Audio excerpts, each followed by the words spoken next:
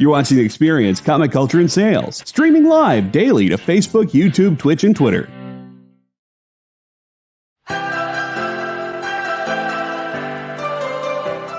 This is The Experience.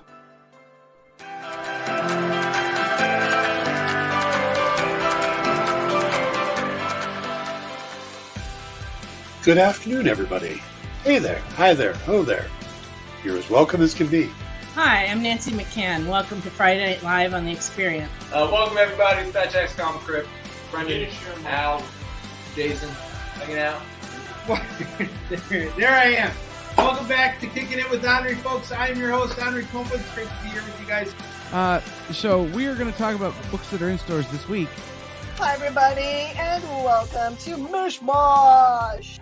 Hello, and welcome to the Black Comics Universe, presented by Peep Gang Comics. And you gotta love it that the first people in to minute to skim it are creators. Up, everybody! Welcome to another Wednesday Warriors. My name is Joey Galvez, and this is my pal Ambrosia. Hey, everybody! Welcome to Space Cadet. Hey! What's up? Welcome, everyone, for another episode of I Must Ask You a Question. Hi, everybody! Welcome to Nerd News Now.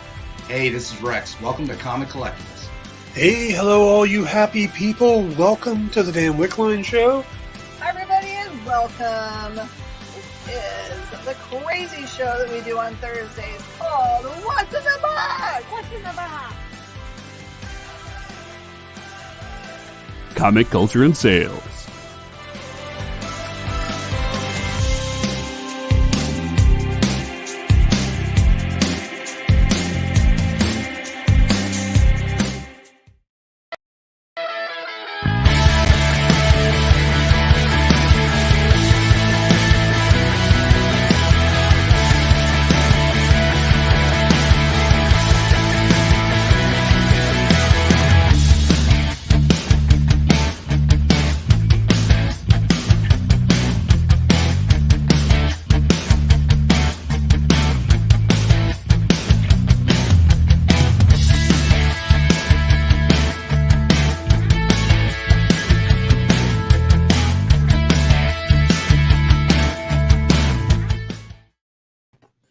Hey, what's going on? Happy Wednesday, guys.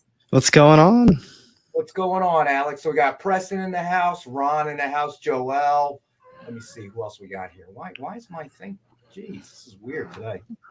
Marcus, what's going on, bro? Yeah, what's going on, everybody?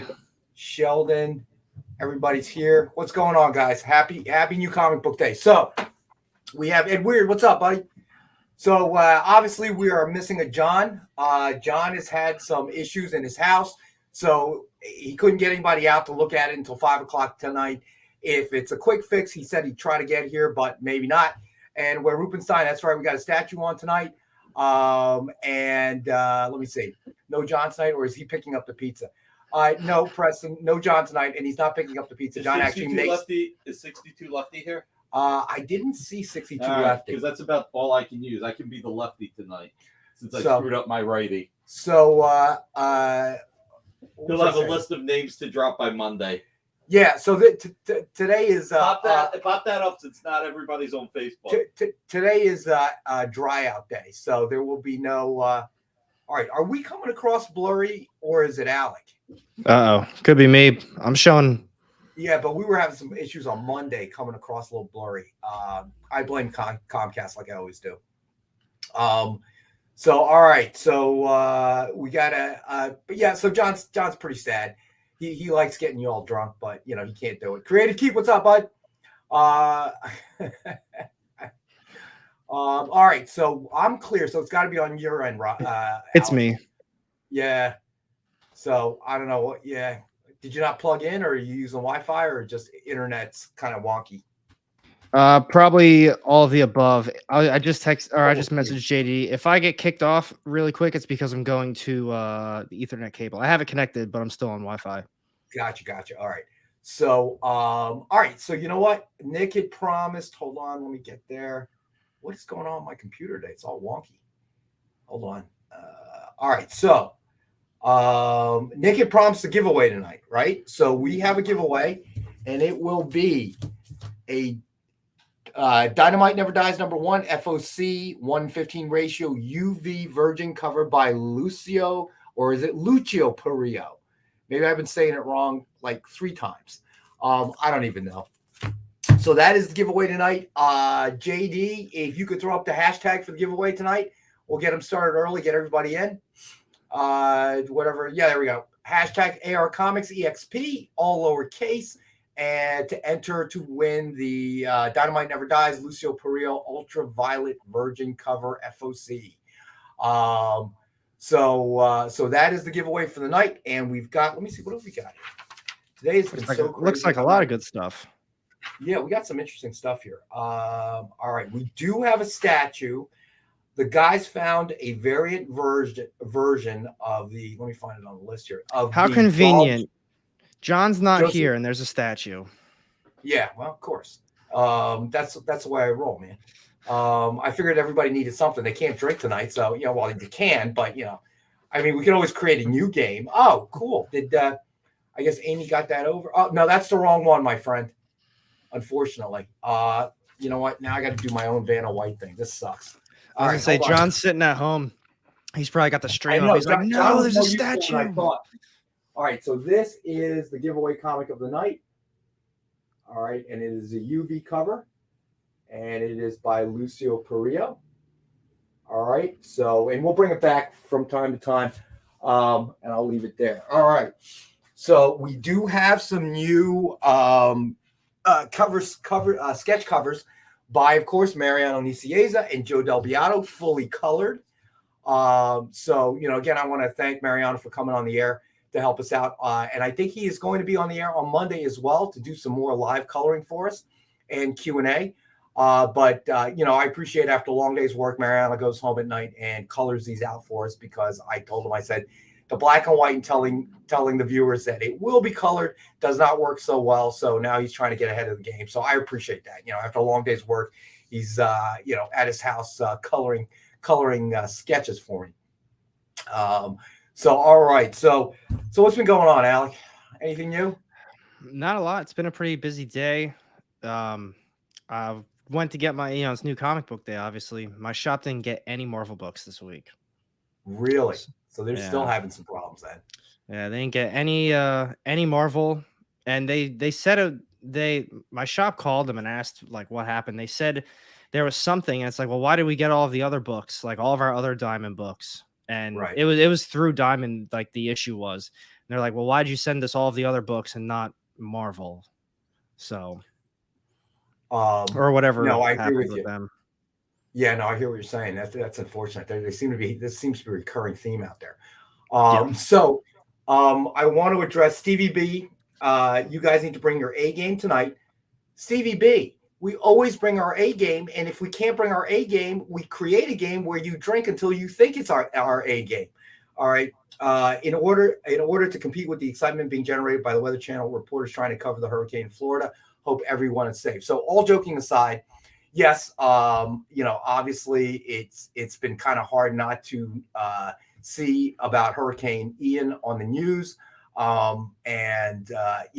hope everybody is safe. I know it's already completely slammed Puerto Rico, and now is hit landfall in, I guess, Tampa as Category 4, and that's no joke. I thought that the last few days the reports were when it hit landfall in Florida, they were expecting a Category 2, maybe even Category 1. Now it's Category 4. Yeah, really jumped. JD with the Hurricane Ian zeroing, watch out for the flying sharks. Sharknado. But in all seriousness, hoping everybody's out there. I know some of our viewers are watching from Florida. I can't remember which ones, but I see the invoices go out, so I know some of our viewers are in Florida. I hope you are not in the line of fire of the hurricane, and that you stay safe. The predictions of the rainfall, the destruction, and even the power. Hey, Emmy Comics, what's up, buddy? Yeah, okay. Creative Keep is saying it's going to be one of the biggest hurricanes in Florida on record, and Florida has had some big ones. So, and they've got the books at CGC. Yeah, don't worry. They're going to say it was the hurricane that affected it. Lyle, what's going on, buddy? So our thoughts and our prayers, obviously, out to any viewers and everybody who obviously lives in Florida, and certainly those that are, living near the path of the hurricane. I know that there was talk about evacuation, but I think as recent as this morning, they were saying that, well, it's too late now. You're just going to have to hunker down. So it's scary. I mean, and certainly it feels like in the last few years we've had some pretty insane weather. I was just talking to somebody at work today about the winter storm that Texas faced and all the power issues they were having. That's crazy. Yeah, it is crazy. It is.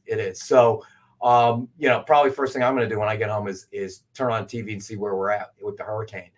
But yeah, here in New Jersey, we remember Sandy a few years ago, Hurricane Sandy, and that really, we don't get that kind of destruction.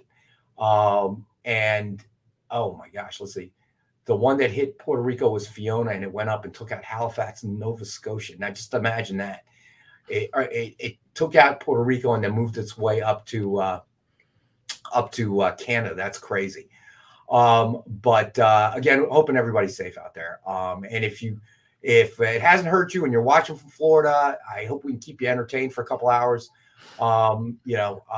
It's just, maybe you should start drinking if you're in Florida anyway. I was going to say, that's probably the smart move right now, if you stuck around the area. Yeah, that's kind of scary. So, all right, right off, let's get the best offer books off the table here. So we can get everybody enough time to make their offer. So first best offer book, Amazing Spider-Man number 677, signed by Mark Waid. It has suggested retail of $39.99.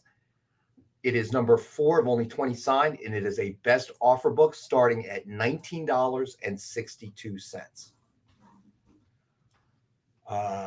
Let's see. Lyle Hobson says our eastern provinces have been hit pretty hard. I know it's kind of a political topic, but I got to tell you, I believe in climate change. Climate change is real. I see it on a personal level. I feel like the seasons are starting to shift. We get a lot of rain in the spring, the rainy season, but this year just felt like it was constantly raining, shifting temperatures. All right, Preston, you got it, buddy. So, nice. Something is happening. It definitely is not the same kind of weather that we used to have. No, it's definitely not. All right. So next up as a best offer book, we have Ninjets number 1, Virgin Premium Metal Cover. Suggested retail of $100, and it's going to be a best offer book starting at $30. So yeah, and just weather around the world now, dude. It's not just us; it's everybody that you're reading about, and it's kind of scary. Oh geez, let's see. Sheldon says, "Yeah, I live in the path Fiona took. 50% of my province still doesn't have power since Friday night. Holy, that's crap. Wild. Oh, that's a scary concept right there. It's just tragic. And yeah, 1,000-year floods in Pakistan. I read about that one. That one was devastating. That one was absolutely devastating. Really took the whole country out. Oh, geez. All right. So next up as a best offer book, and that'll finish the best offers for the night. Lady Hell number 1, Virgin Premium Metal Cover by Lucio Perillo. I tell you, his cover art is absolutely amazing. Yeah, he's good. So where Rupenstein says this may, and I remember where Rupenstein, you're in Canada, along with some of our other viewers. This may sound kooky, but I swear it's getting dark earlier this year for some reason. That may be. I haven't noticed it here where we live in New Jersey, but definitely I've noticed a difference. Using a softball analogy, when my daughter was playing, we play through the spring and the summer. Spring, you expect to get rained out a lot. Summer, you expect 1 or 2 tournaments to have some sort of weather-related issue. This year with my daughter's team, almost every tournament that her team played in had some sort of rain issue. Like we were fighting the rain, and it was uncanny. And it felt like in the spring, it because we practice outside on Thursdays, it rained almost every Thursday. And that's just, I don't remember it really being like that. And then the irony of it is New Jersey, which is very rare. In California, it's been happening for years, but in New Jersey, we had a drought. a pretty intense drought.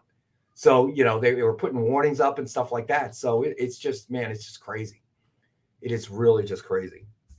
So, all right. So what else happened on New Comic Book Day for you, buddy? Beyond the fact that they didn't get the Marvel stuff today. Well, I ended up pretty much only getting indie books. I did get my one DC. I saw someone mentioned the Sergeant one that came out. I don't remember even where it was.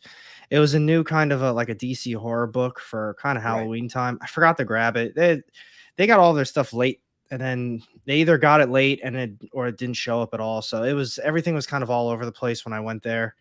And I just said, I'm just gonna get whatever I have. And then obviously I missed out on a few books. So I still got 11. I enjoyed, I think, all of them for the most part. But it just kind of, I don't know. It's getting, we talk about, I feel like every week. It feels so annoying on New Comic Book Day for the past couple of months now. It's either they're showing up damaged, they're showing up late. This week, the Marvel books didn't even show up. And I don't know. What about paper quality? Have you seen? It's pretty much back to what it's been. It's not bad, I don't think. So Marvel, that kind of blew up in their face. I really think that they were testing the waters, at least Marvel, is to see how low they could go without getting any sort of backlash. Right. My opinion. Well, they found the line, that's for sure. Yeah, that Spider-Punk, I'll never forget that. That was pretty bad. They had quite a few issues that were really bad.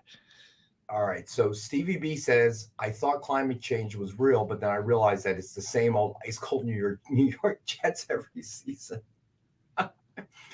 And this is why I love Jets fans, because they have the best jokes about the New York Jets, okay?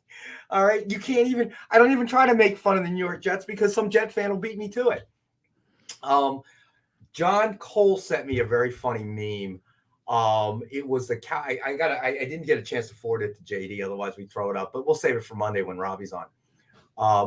It was the Cowboy Star logo, and then beneath it was like 5 stars with only 1 click. And the meme says, "It's not a team logo; it's a rating." That's funny. That's true. That was hilarious. Could be the Winnipeg Jets, right? So excited about the Eagles game coming up. Yeah. Yep. I'm debating on going to tailgate that. Debating. We'll see how it goes. It's a young man's game, my friend. That's not something from someone my age. Too long a day with way too much drinking. It's like the game we play on our show almost. I did want to hit on those too.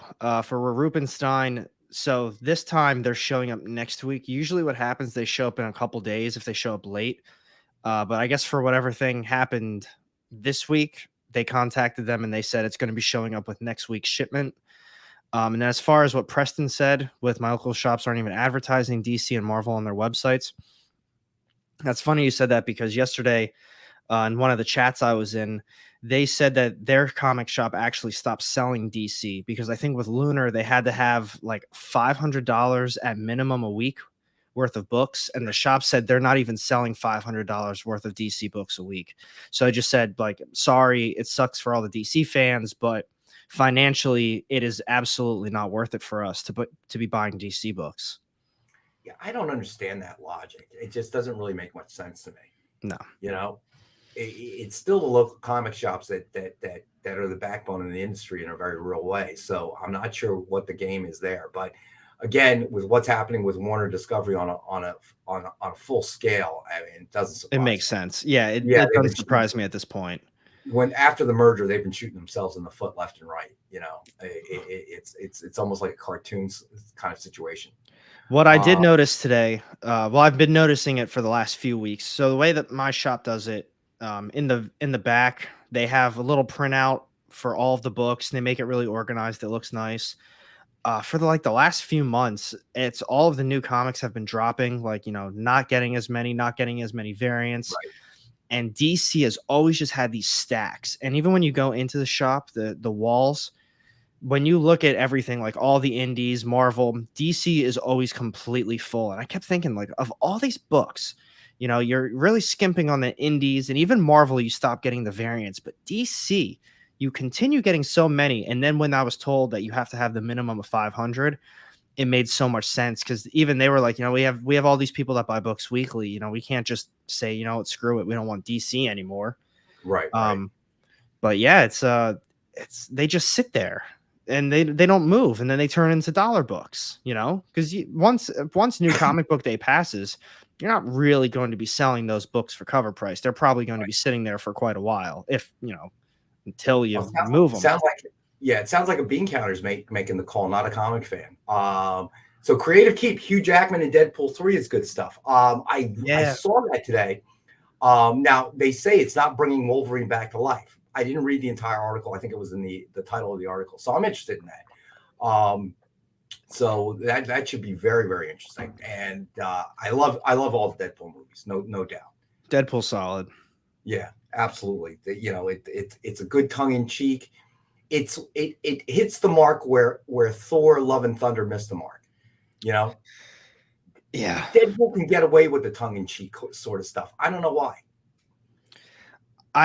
Whatever they do, it works. I think it's just all of the characters coming together, and I don't know. I guess I don't know what it is either, but it feels like in not Ragnarok, Thor: Love and Thunder, and even some of the other Marvel stuff recently, it's like the jokes, they're kind of cringy, and they don't work with what the scene is, and they're not, they change the whole tone.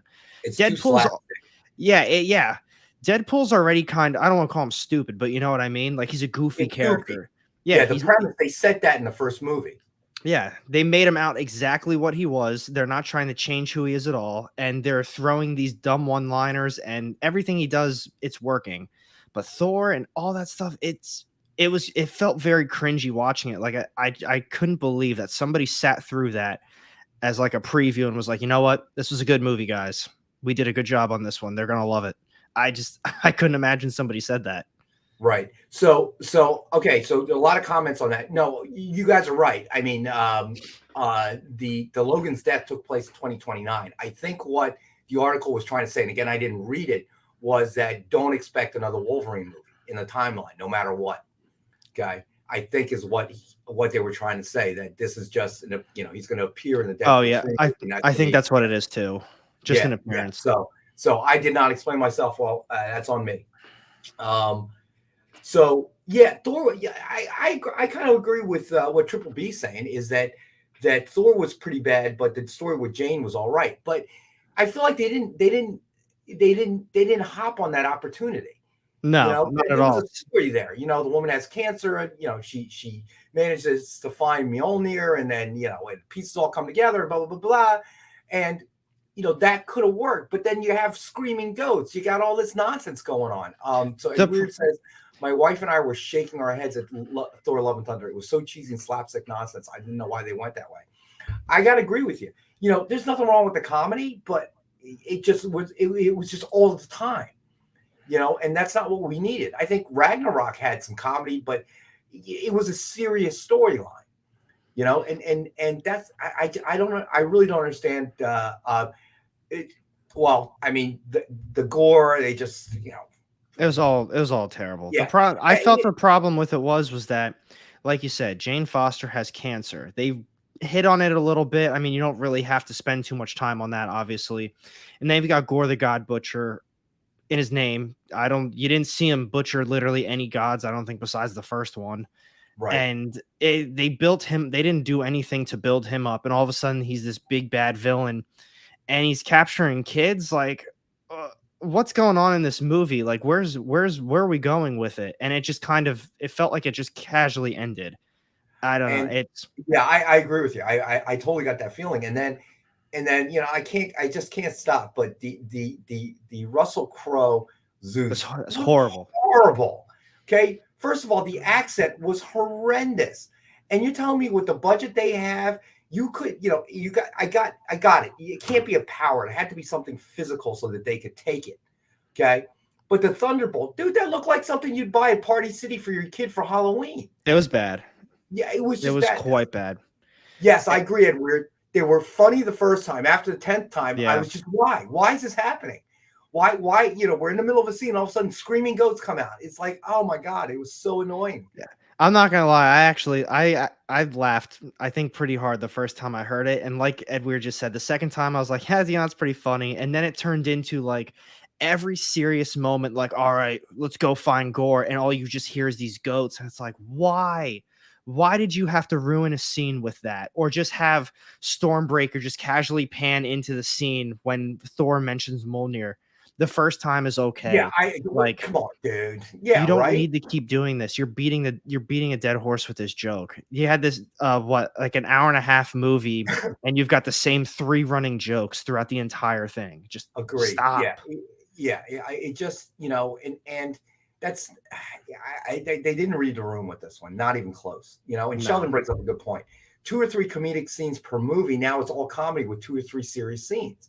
Now, in Deadpool, I don't even think Deadpool was like that. And Deadpool was very tongue-in-cheek. All right. But, again, you had an actor who's known for that. And you started that template like that. It would be like the next Deadpool 3 movie has no jokes. That would be the best comparison, Yeah. So, I don't know why. I think the other reason it worked so well was because, at least with Deadpool, the scenes were fantastic. Like, the fight scenes were so cool. Yes. And they just threw Deadpool's personality into it, where he's just throwing some dumb joke as he's like beating everybody senseless or shooting somebody. Yes. And it's like, wow, that is like very well done. He's cracking a joke just like the comic as he's fighting people. But that's what it was too. The fight scenes it was all top notch, and it was just an overall well done movie. It's not every single character in every scene dropping a one-liner. It's like, yes, that's what it felt like. Even Sif missing the arm, they turned that into a joke. Everything was a joke. Every single thing. I was disappointed. Yeah, actually, what's funny is Matt Damon, when they do that theatrical act, that was good. I'll say that. But that was actually more serious than the rest of the movie. And that's the opposite of what they're supposed to be, right? That's your comedy interlude, right? So, but all of a sudden they became more serious than the movie itself, I thought. And that didn't work. Yeah. So, JD, you're right. That's always been Deadpool's thing. But that's not Thor's thing. It just, I was so disappointed after watching that. I got to the end and I'm scratching my head going, what just happened here? The other thing is with I don't understand the direction that they're attempting to go with Thor. It's really been bugging me because you have these scenes, and there's a lot of scenes where he's just completely stupid. Like, he's an idiot. He doesn't know what he's saying, or he's just not being able to read people. He's not following what they're telling him to do. And then all of a sudden he comes out of nowhere like, I am Thor, God of thunder, son of Odin. And he's just like this, Thor. Like, and being a fanboy of Zeus, they handled that whole thing wrong. Zeus came off as like a televangelist. Okay, that was bad. Yeah, that was horrible. And it wasn't like that. I remember that was one of my favorite part of the comics. Thor wasn't Zeus's fanboy. They were enemies, if anything. The Marvel Thor one shots. If you watch those, you'll see the same Thor in Love and Thunder. I didn't know that. I didn't know that. Yeah, but I just, it was not good. Yeah, it was definitely not good. I'm honestly having just such a hard time with so much Marvel. The comics have been rough to get through. Like, this was, as me complaining about like, oh yeah, none of the Marvel books showed up. I sat down and read all 11 of those books today, and I was like, wow, these are well thought out. These are good books. Granted, they're not really superhero stuff. But man, it's like I didn't have to spend $5 or $6 on a Marvel book and then be disappointed by the time I'm done reading it because it's my ongoing. Right. It's kind of like a breath of fresh air not having to be disappointed over a $5, $6 book this week.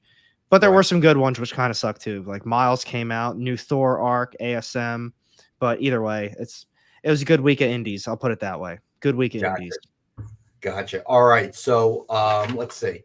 All right, you know what? I just realized we're past our break time. So we're going to go to our first break. Stay with us. We'll be back in a couple minutes. Get the inside scoop on everything happening at the experience every week. Join our mailing list by scanning the QR code at the bottom of the screen and then watching your email inbox.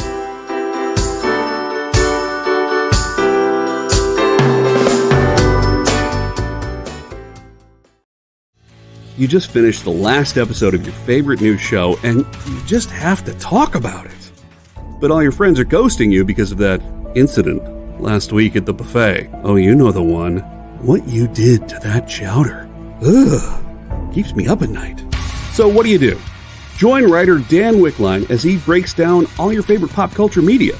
Whether it's a review of the latest nerdy TV show or a dive back into the history of your favorite comic characters, Dan's ready to discuss all the hottest topics live. Join the conversation as Dan live streams Tuesday through Thursday at 5 Eastern, 2 Pacific on Twitch, Twitter, YouTube, and Facebook. The Dan Wickline Show on The Experience, Comic Culture and Sales.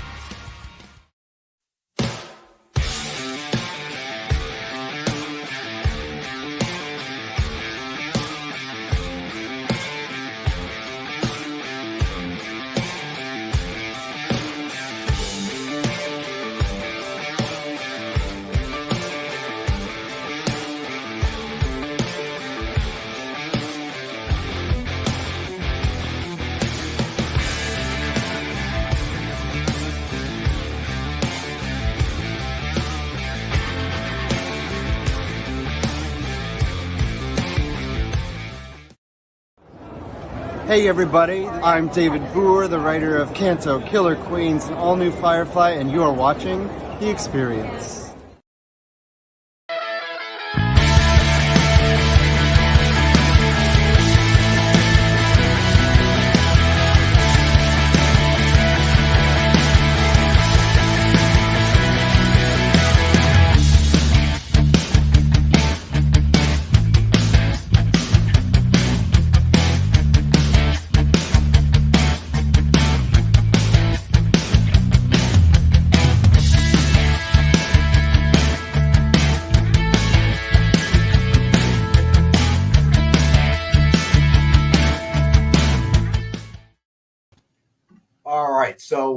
So Preston, yeah, that's a good point.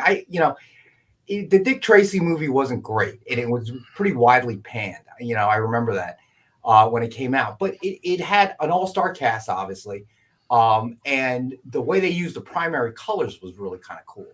So visually, I think it was a good movie. I would say Warren Beatty kind of fell short of the Dick Tracy character, but this.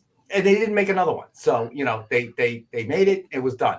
With Thor, you had a good thing going. And then I don't know why they made that hard left turn with the movie, I'm telling you, going back and Thor, the Dark Tower, whatever that second movie is called, I feel like that needs a rewatch because it can't be that bad. It cannot be like, at the time, it was always deemed like the worst Marvel movie. Right. There's no way that's worse than Thor: Love and Thunder. I need to go back and rewatch the Eternals too because I'm willing to put money on that was much better as well. I would probably agree with you. As much as the Eternals got panned by the audience and the critics, I think that definitely hit the mark. Where Rubenstein, I agree. I love the Madonna soundtrack in that as well. The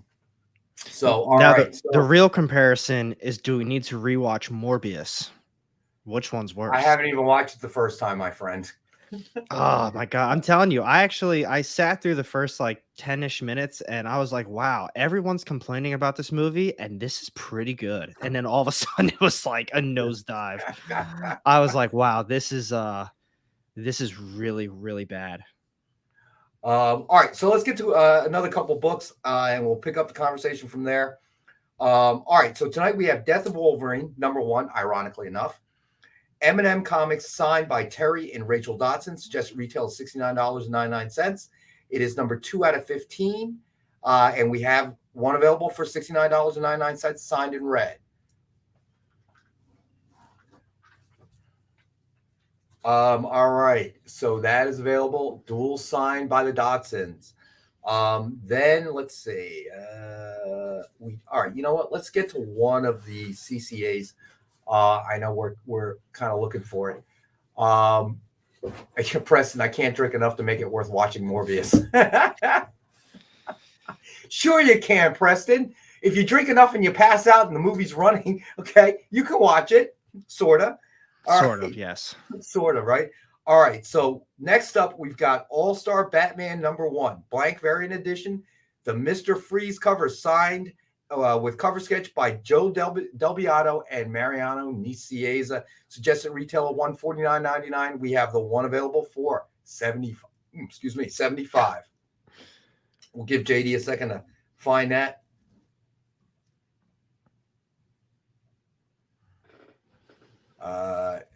No, not the Thor, buddy. It was the All-Star Batman. There you go. Now you're cooking with oil. So, look at that. That's pretty sweet. Now, when I saw the black and white sketch, I don't believe that Joe Del Beato had added the freezing icicles on the logo. I think that was added by Mariano. That is pretty cool. Hey, Triple B, what's up, buddy? So I'm not having no. That was for Will Rippenstein. You were saying earlier that he was having trouble loading up the YouTube feed. Gotcha. Okay, sorry. Jay Burns, what's going on, buddy? Thanks for joining us tonight. So this is available for $75 tonight. Obviously, cover sketch colored by Joe Del Beato and Mariano Nicieza, who will be back Monday. And for anybody that just joined us, the giveaway tonight will be, where did I put it? I lost it. Will be Dynamite Never Dies, #1, FOC 1:15 ratio, UV Virgin cover by Lucio Perillo. And where did I put it? I just had it. Maybe you won't. Oh, there it is. I left it in front. Let me hold it up again. All right. And just enter hashtag AR Comics EXP, all lowercase. There we go. This is the giveaway. All right. So let me see. Okay. So hopefully where Rupenstein's feed cleared up a little bit for him. Okay. So let's see what else we got here. All right. So we threw it up. So let's throw it up again. We've got Thor's #1 blank variant edition red Hulk cover signed and remarked by Joe Del Beato and Mariano Nicieza. This one also has a suggested retail of $149.99, and we have the one available for $75. I like that one. That's pretty sweet. Yeah. And it's always amazing. And join us on Monday to watch, as Mariano makes the magic happen. It's always very cool to watch. When he did the Lex Luthor, it started off with yellow, and it's supposed to be green. So it was kind of weird. I can do that, buddy. I can do that, my friend. Jay Burns. My dad's a huge Red Hulk fan too. What's that? My dad's a huge Red Hulk fan too. There you go. So this is available for $75 tonight. All right. Let's see. I thought we had something else here. Maybe not. All right. So, and we do have a statue tonight. I know everybody's been asking for one. 4K TV OS. Huh, that's weird. I guess we're Rupenstein still having trouble. All right. So let's get to the statue of the night. Joseph Michael Linsner's Dawn statue costume variant. I think we had one before, but this one is a different variant version of it. And it has suggested retail of $189.99, and we have the one available for $149.99.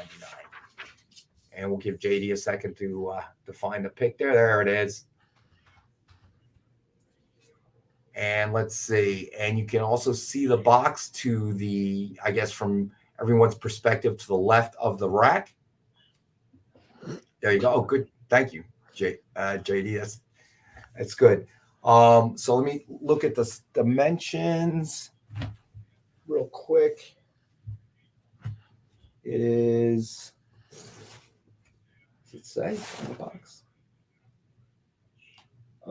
It probably says on the outer carton, which is outside. So I will look that up. All right, but this is available tonight. So this is pretty much a standard size that we have. Hold on, let me see. It's probably, it's in centimeters too. So it's supposed to be 22 by 19 by 40.5 centimeters, I guess. and you can't. Yeah, it's bigger than a bread box. That's true. So I can't convert. So, all right, no problem, Preston. So the other version I think was red, not green, a red version. So I thank you, Rubenstein. Someone from Canada did the math for me because I can't do the centimeter conversion. I need help from the internet. But yeah, so that is also available tonight. And let me see. All right, and then we have some vintage books available. So we have Marvel Knights #1. We have one available for $15. Not really a vintage book, I guess. Yeah, don't say that. I'm from that time. Yeah, sorry, buddy. Hey, you will be vintage sometime soon. It happens to all of us, buddy. That's the one thing you cannot prevent: the march of time.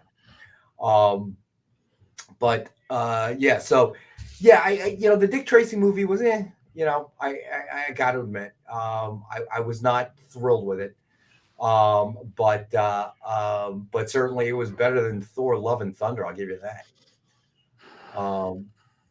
Red and purple dawn from where I'm sitting. Yeah, red and purple. You're right.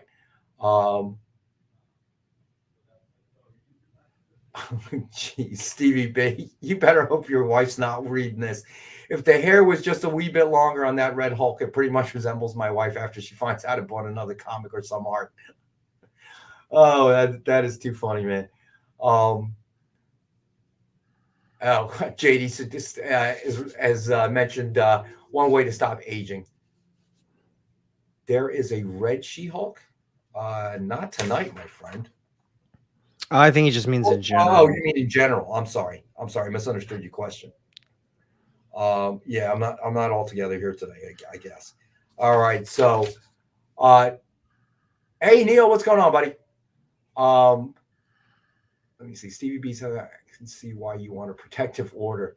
So Ed Weird's got an interesting question. Do you think Michael Keaton's Batman coming out before Dick Tracy made us like Dick Tracy less? I don't know. I don't know if that's necessarily true. What do you think? If it comes to Batman, I don't really have a say. I'm going to be honest. All right. Well, the Michael Keaton Batman, the original. I mean, I don't feel like those two cross paths really. I was going to say, I've probably seen those movies when I was a kid, and that was it. I don't think I've ever watched them again. I got you. Yeah, I guess that's a good point, JD. So JD brought up a good point. Dick Tracy's plot was for kids, but the fans were in their 50s at that point. Yeah, most kids that age did not read comic strips anymore, more or less. I don't know. I guess, I love the Michael Keaton Batman, but I never thought of it in comparison to Dick Tracy. I just thought, Dick Tracy did not hit the mark for whatever reason. But I guess it could have had some effect because all of a sudden the bar was so much higher.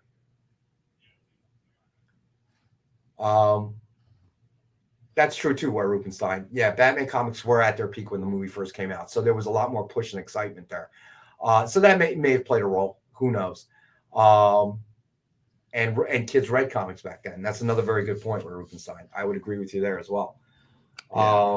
Yeah. So, but other than that, yeah, I don't know. I mean, so what's next coming up for the MCU? Should be Black Panther. I'm pretty sure. So I'm hoping they don't mess that up. I guess. Oh, sorry. Oh no, you're. I would say, well, technically, it's the Werewolf by Night special, and I think that's in like a week and a half, like 2 weeks away. That's technically the next thing.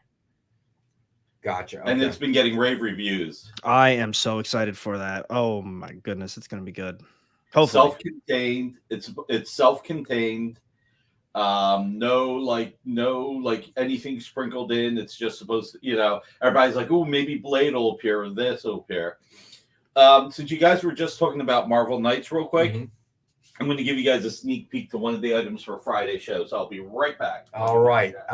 So let me see. And Black Adam for DC. I'm actually good point, Preston. I'm excited about that. I think that's going to be good. I actually am too. I'm probably not going to see it in the theaters, but I'm excited for it. Yeah, I think Dwayne Johnson, I really appreciate, his acting chops, if you will, through the years. So I think that should be interesting. Joel is asking, is it a one shot? Yes. I think so. Yeah. Yes. Werewolves by Night, I think It's just a special. But it looks like Man Thing's going to be in it. Obviously, Werewolf by Night. I mean, I'm telling you, I wouldn't be surprised if we did get to see maybe Dracula or just vampires in general. Right. I mean, it's obviously Werewolf by Night. They're going to show off him, but Man Thing got slipped into that commercial or the trailer. I can only imagine what else they've got coming too. I'm really excited for it. And Weird says, I love how the trailer for WBN looks like old 30s Yes. Universal Monster movies. I agree. All right, so Nick's got something to preview for Friday night, the original art show, 7 p.m. Eastern. People keep asking me for Joe Quesada art. Oh, nice. So historic, Marvel Knights, Daredevil #1. Check it out. That is Joe Quesada and Jimmy Palmiotti art. This will be available on Friday on The Experience, 7 p.m. Eastern, everybody. It is going to be fun. People have asked me for Joe Quesada art. You're getting Joe Quesada art. There you go. So tune in on Friday, 7 p.m. Eastern for the original art show on The Experience. And don't forget to check out Alex's page or Alex's channel, AR Comics on YouTube. Lots of great content. I was floating around there. You've got a lot of short form stuff. What you call them shorts, right? YouTube does. They are though.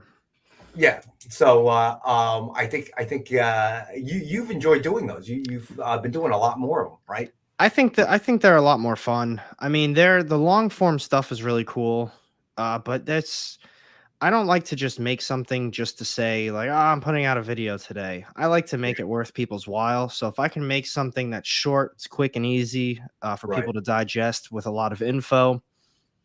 I've been getting decent feedback, so it fits my schedule a lot better. So I like to fill those in between the dates of the long form videos. But hopefully I can start making more long form stuff too. All right, cool. We'll see. Cool. So definitely check out Alex's channel, AR Comics on YouTube. So I've been trying to muscle. I even tried it last night, House of the Dragon. And it's just kind of losing me. Rings of Power, I have not even gone back to. I guess maybe I just need to start from the beginning, and because House of the Dragon, maybe I'm starting too late at night. By that point I start watching or try to live stream. I'm already pretty tired. I'm laying on the couch, so maybe that has something to do with it. Rings of Power, it's just getting confusing, and I realize I am going to have to go back to the first couple episodes before I heard it's pretty bad, honestly. Well, I heard that the today. third episode was getting better, but I don't know. But it is losing me a little bit. The guys at the shop are big Lord of the Rings fans, and they said it's terrible. They said they did such a terrible job, just everything, costumes, the background. It's just a terrible story, they said. But they're also very big Lord of the Rings fans, so take that for what it is. Right. I will say that what else was I trying to stream through? Andor, I don't think it's both times I've tried to watch Andor. I have been so tired that I just couldn't make it through. They really like Andor. Yeah, so I said, feel like, and what I saw, I enjoyed. Where Rubenstein, I wasn't digging the young actress, and then they replace her. It's even worse. That's what I've also heard. When they suddenly shifted, obviously the characters are aging. They suddenly shifted it out. That kind of lost people a little bit. So hold on. Somebody else had something to say. Let me see. All right. Triple B says, wow, rings look great. I got to tell you, it wasn't the visual aspects of it, or the special effects. It's just, there's too much. And you're not really following the Silmarillion because you can't from a licensing standpoint, and you're trying, the one thing I think House of the Dragon, you're dealing with a much smaller universe, right? You're dealing with a Game of Thrones universe, which we all watch, those of us that are fans, we watch it religiously. Then this is the prequel, and we get that. Lord of the Rings is a huge universe, and yeah. I feel like that they've tried to pack a little too much into it, and it's losing people. Yeah. So and okay, JD's saying that the first two episodes of Andor are slow, and I did notice that. You need to get to 3. Okay, fair enough. John Spilly, it's no problem, buddy. Whenever you can join us, you're always welcome. Some Lord of the Rings fans, Marcus says, don't like the films either. Yeah, that's true too. I like the films though. I really did as well. What's that? I really like the movies as well. Yeah, I enjoyed the movies. There are times when I thought, it's dragging a little bit, but ultimately, like when Frodo and I forget his buddy's name, Sam. Samwise. It was when they were trying to get through the mountains and desolation. That I thought kind of went a little long personally, but and weird. Yeah, I was so on The Hobbit. I think they made way too many movies. That was my problem with it. Yeah, that story could have been told a lot more efficiently, and they didn't do it. It's the shortest book. How are you going to make the shortest book into what, 4 movies or something? Yeah, it felt like they were trying to cash in a little bit. So yeah, I agree with you there. All right, so let's get to another book before we got to go to our next break. We've got Action Comics number 1000, signed in silver by Dan Jurgens. Suggested retail $69.99. We have one available, number 17 to 25, for $38.19 for the year 1938 that Superman first appeared. Now, what was I reading? I like what Jay Burns said. I still think some of these shows should just drop all the episodes. Right. I think if they don't want to drop all of the episodes, I think if you put out 2 at a time, that is really good, because if you have a slow episode, maybe it leads into the next one, and then all of a sudden it's like, yes, so you just got like maybe a movie's worth of TV right then and there. Like, yes, we had the buildup, we got the action, it was awesome, it was worth it, instead of like maybe slow episode, then 3-4 weeks goes by and the buildup is finally here, and you're like, well, shit, like what just happened a few episodes ago? I don't even remember because it was so boring. So yeah, I think Peacemaker, they did it right in the sequence that they dropped them all. I think the premiere were 4 episodes, right? So I like the way they did it. A little binging, but not too much binging. You didn't get a copy of the Action Comics 1000, okay? So let's see. The Marvel's book, let me see, is not Marvel Knights is not signed, Ron, just so you know. Triple B says if they did that to She-Hulk, it would be only 2 episodes. I know we didn't get a chance to talk about it last week because it airs on Thursday, but that was probably my least favorite episode of She-Hulk. I was starting to re-get into the show, and I was like, that's not bad. It's just okay. And when she initially said like, oh yeah, if you were thinking this was going to be a self-contained episode, well, it is. And it was the wedding. I was like, oh, this is so, and I did not like it at all. And Weird says they did the whole flashback thing too much in Andor, like they did with Book of Boba. I would agree with Book of Boba. It, I understand what they were trying to do. They were trying to get all those Boba Fett fans engaged, but it kind of went too much. So I would agree with that. Andor, I don't remember enough of it. As Marcus said, they dropped 3 and I can't get through it yet. So I'm going to make another concerted effort tonight, and I'm going to go to episode 1 if I can stay awake long enough. But obviously, I saw someone told me that episode 3 is the one where it picks up, or I could just skip the first 2. But I hate doing that. Then I don't understand what's happening in 3. Oh yeah, I can't. You can't skip episodes, even on regular sitcoms. It's like I gotta watch them. I gotta watch them all. Right. Agreed.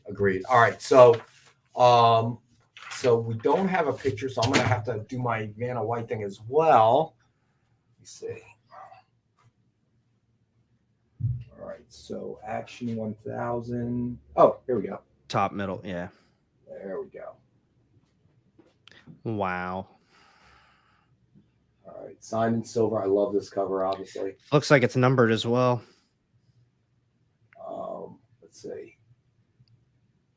All right, Rex Caps. White to the rescue. All right, so is it time for a Rex Cap, you think? Maybe. Wait, hold on. While you're up there, JD says he doesn't have the ASM either, so we might as well just show that one off. Let me see. Okay. All right, so we've got Amazing Spider-Man #1, first printing, gold signature series, dual signed by Humberto Ramos and Edgar Delgado. So we have the one available, 7 of 9 for $196.20. Ah, 7 of 9. That's awesome.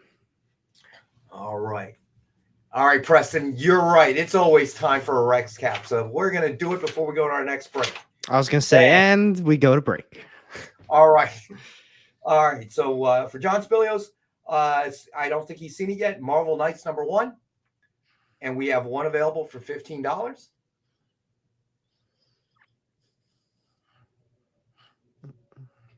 All right. And then we have a statue tonight, Joseph Michael Linsner's Dawn statue. And this is a costume variant we have not had on the air before. That's a cool one. Suggested retail of $189.99. And we have the one available for $149.99.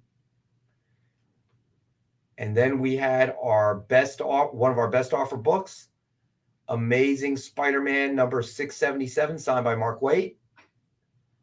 Suggested retail of $39.99. It is a best offer book starting at $19.62.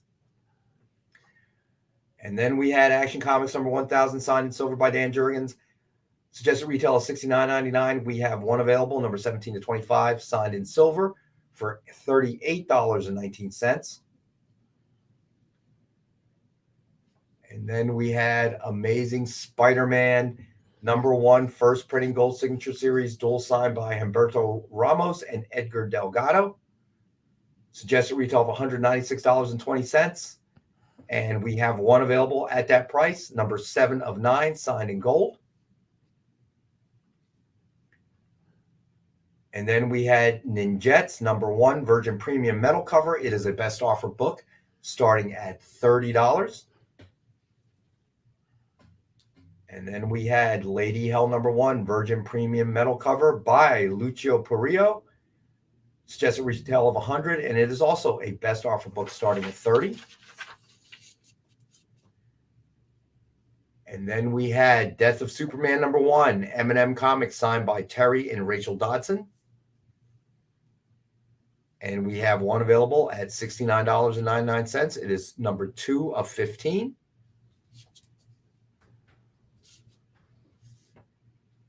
Then we had our CCAs, All-Star Batman #1, blank variant edition, Mr. Freeze cover, signed with cover sketch by Joe Del Beato and Mariano Nicieza. Suggested retail of $149.99. And we have the one available for $75. Okay, all right, where Rupenstein, you got it, buddy. So where Rupenstein is in on the metal books to open us up. Thank you, buddy. All right, and then did we do the All-Star Batman? Oh, there we go. Okay.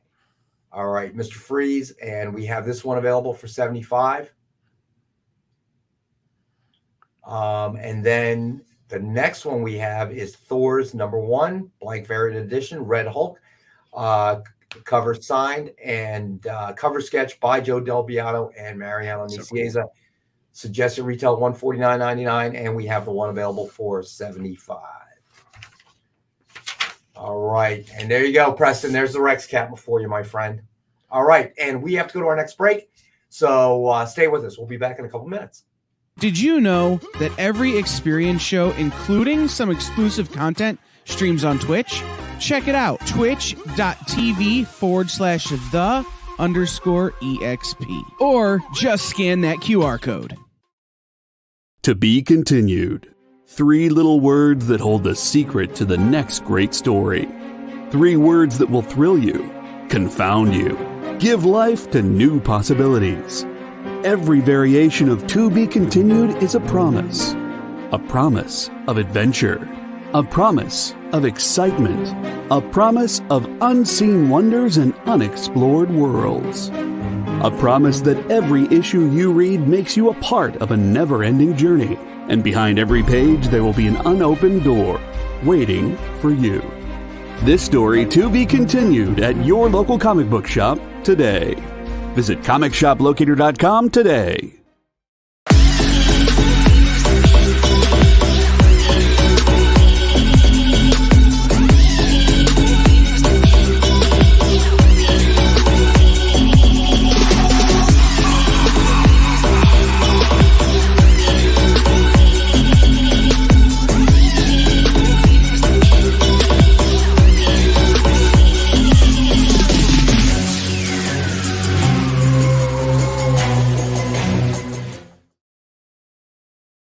Are you a comic creator? Are you a publisher? Do you make a comic book product? Do you own a retail store?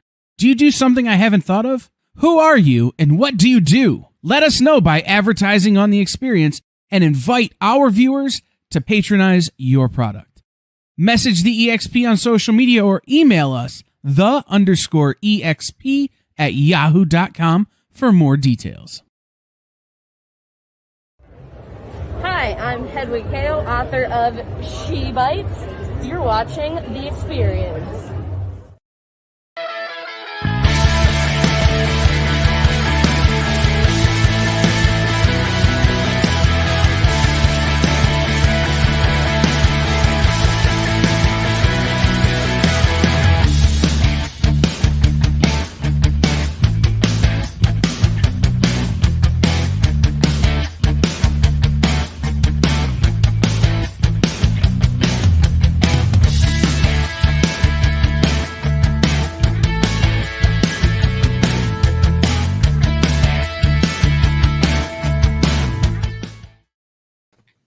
All right, and we're back. All right, so you know what? So what else on New Comic Book Day?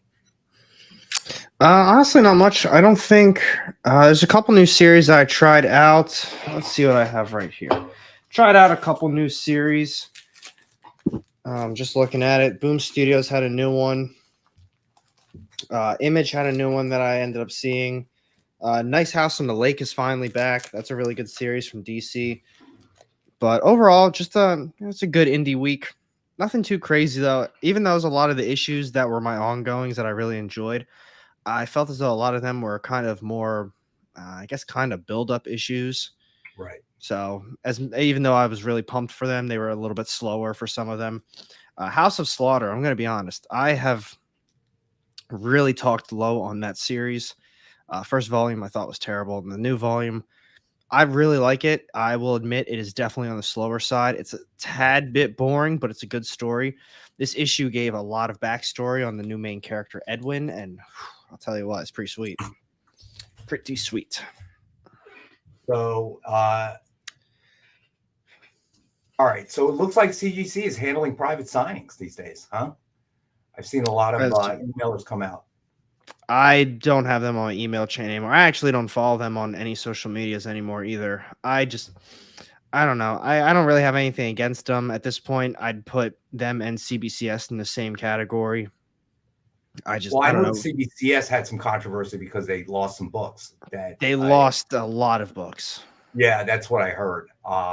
That's problematic, obviously, on a different, that's a different kind of problem. But yeah, I'm not sure how they're going to recover from that. That becomes the key, because beyond the trustworthiness of the grading, you got to have the trustworthiness that when I send my book into you, that you're not going to lose it. I really don't trust. I don't trust any of the companies. I mean, I've told you this before. I told you I always keep my tin hat on. I just, I don't know. Hey, there's tin foil hat. Okay. Yeah, my tin foil hat. I mean, last time I sent them to CBCS. Raw tin is raw. All right, Ron, I got you, buddy. Hold on. Sweet. Let me get you down here, buddy. All right. So Ron has claimed the Mr. Freeze. Gotcha, buddy. Ed Weird. I've seen that series. My shop didn't have any of those issues though, like of issue 1. I heard Florida Man is really good. I think that's Behemoth. I'm telling you, my shop is they've really cut out a lot of new comic book day stuff. They are really cutting back, and I don't blame them. It sucks as someone who enjoys new books and wants to read all of the new stuff from even the smaller indie companies. But it's I get it from their standpoint. Why take a chance on something that they know most likely won't sell? That's their their business. I get it from their perspective. I really do. But as someone who wants to read it, it sucks that I have to resort to online, you know. So JD, obviously making a joke, is CGC doing private signings of stapled acetate covers? Well, they could be, because it's actually a submission kind of private signing. So you submit whatever book you have to be either signed. I think I saw one, they were doing sketch covers, and of course they'll grade it for you as well. Where Ruben said they lost like I don't know what they lost, but I heard it was a pretty big submitter of stuff that they lost. It was a pretty big. I gotta guess. It was somebody that was a dealer that was sending in raw books, to kind of flip. I'm almost positive it was that they lost like 300 books from this person. Oh, that's a lot. That's a problem. How do you realistically like fix that issue if like you lost the books? Do you say like we're going to give you the value? Because what do they deem the value compared to because they're not going to look at like the most recent sold on eBay, and if they didn't even open the books yet, or like it wasn't graded, what do you? Yeah, that's rough. That's a rough one for them. So Lyle says he'd love to send some of his Golden Age comics to CGC. Well, I can understand that. I mean, I really can. I would have to hand deliver it. I really would. I would hand deliver it, pay for a hotel down in Florida, and do like the 1 or 2 day, and be like, I will leave when my book is ready, because Golden Age, they're not easy to come by anymore. Those are only getting even more expensive. So I wouldn't take any risk sending that through the mail. You already got to deal with the USPS, and then you got to deal with CGC, and then you got to deal with USPS once again. Too many hands touching something super valuable. So, Preston, that's an interesting point that you're making right there. But a lot of local shops also have a website, I would imagine. But I understand if they don't have enough sales to get the incentive covers you want, what can you do? It's weird. Send a new book to CGC, and by the time you get it back, if you get it back, it'll be Golden Age. Yeah, that's not even funny with how true that is.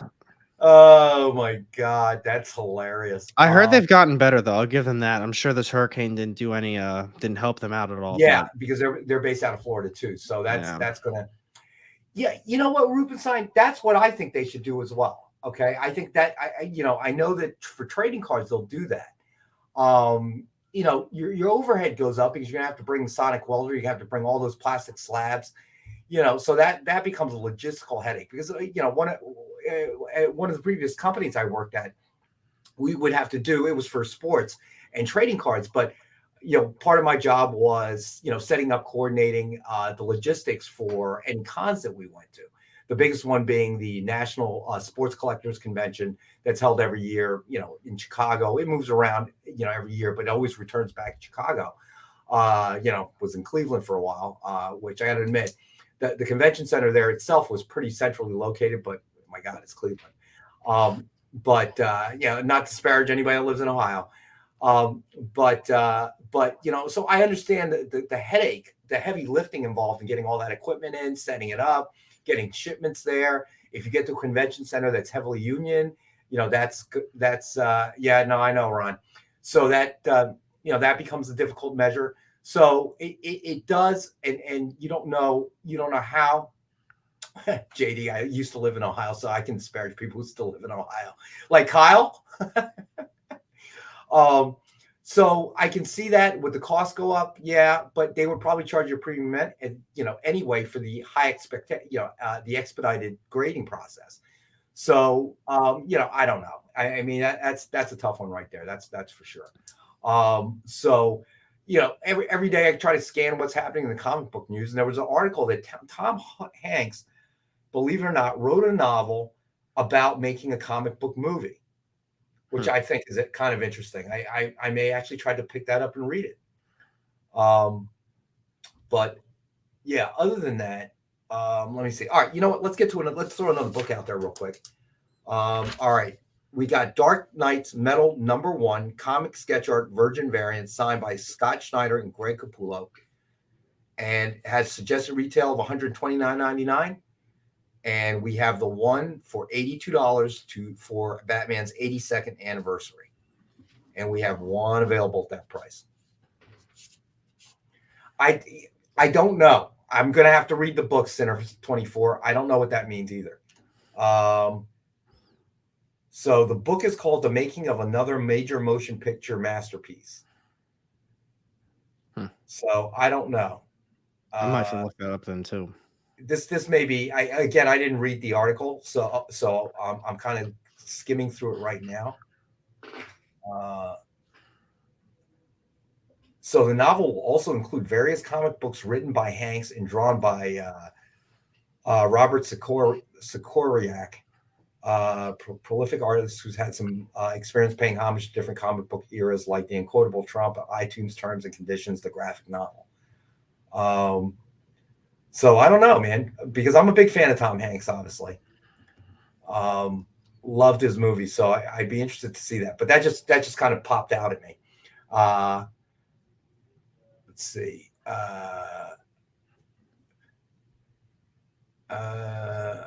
Preston. Oh, Lyle, I got that copy signed last year. Cool. Very cool. All right. So this is available tonight. It's just at retail $129.99, and tonight we have it for $82. What else have you heard in the comic book news realm, if anything? Nothing really new. I'd say the newest news was the Wolverine Deadpool. I thought that was really cool. Yeah, I saw that today as well. Outside of that, I mean, people are gearing up for New York Comic Con. I think that's in like 2 weeks or something. Right. At the Javits Center. So that's usually a pretty big deal. I keep looking for Ezra Miller news. He's been quiet. Good for him. I think he's finally realized, man, they could just cancel his movie. Oh, Marcus says the Blade director walks out. I didn't know that. I didn't know that either. I'm gonna look that up. So Marcus, did you read why?